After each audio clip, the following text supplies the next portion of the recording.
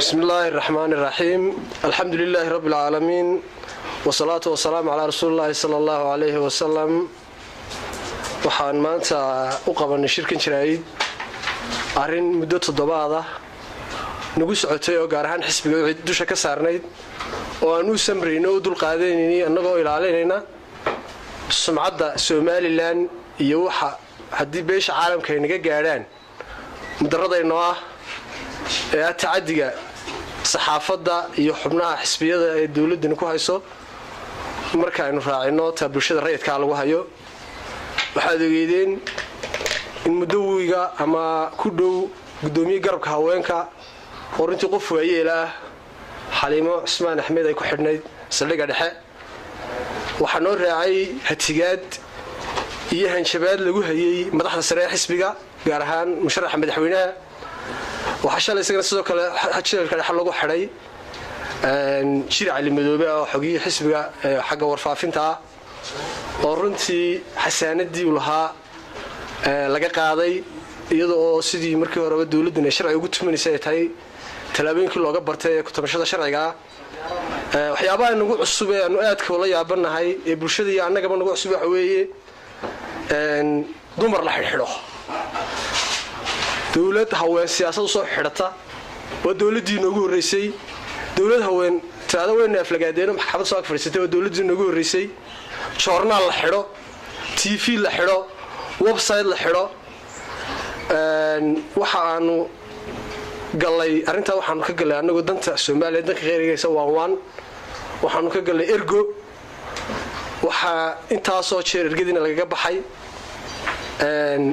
xalayto anagoo maxkamadda ka soo damiinanay gudoomiye garabka haweenka ayaa hadana waxa mar labaad damaanad laga qaasay dhexdiisa oo ay taas muujinayso inaan dalka maxkamadi jirin marka gudoomiye maxkamadda gobolka damiin naga qaaday ee Ilaahay baan ku dhaashay saldhigga dhexda damiin naga qaaday waxay muujinaysaa damaanadda maxkamadda waxba kama jiraan waxa shalayto saldhigga dhexe nagula balmay madaxda taliska booliska ugu sareysa inay berito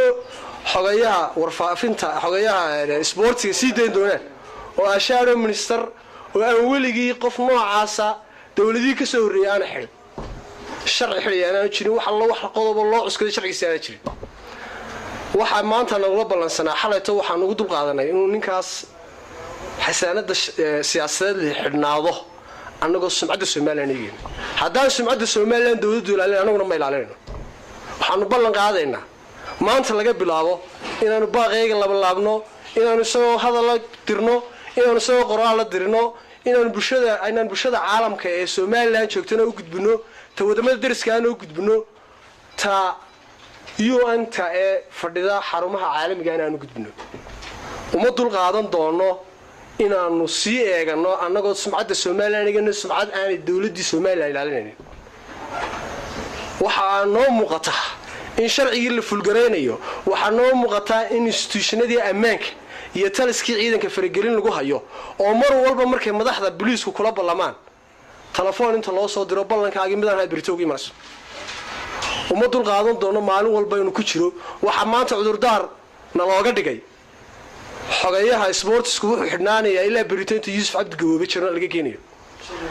war Yuusuf Cabdi Gaboobe waa shakhsi kula dalka xaqo kule waa nin muwaadin xaqiisa hara loogu tuntay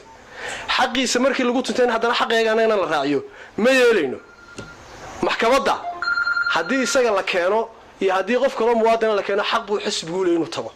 xaq buu xisbigu leeyahay inuu mudaharaadka hadii loo diidiyo hadaa loo diido mudaharaad xisbigu shalayba Siilayo iyadoo mudaharaadka loo fasaxin isagoo madaxii ugu sareeyay xisbiga markuu laamiga soo raamay dalad soo kaayay waxa anaga maanta naga hortaagan ma jiraan laakiin dawladda jirta maanta ilaalinta iyo turaalka aanu dalka iyo danta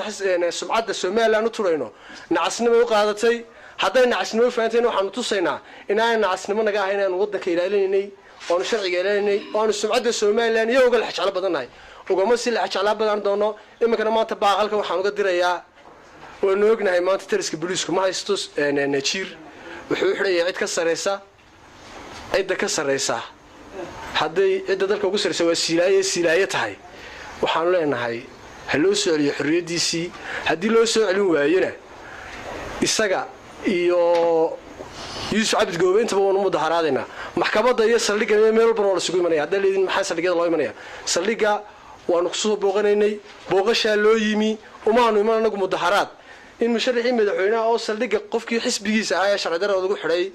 oo u yimi booqasho la yidhaahdo ma booqanaysid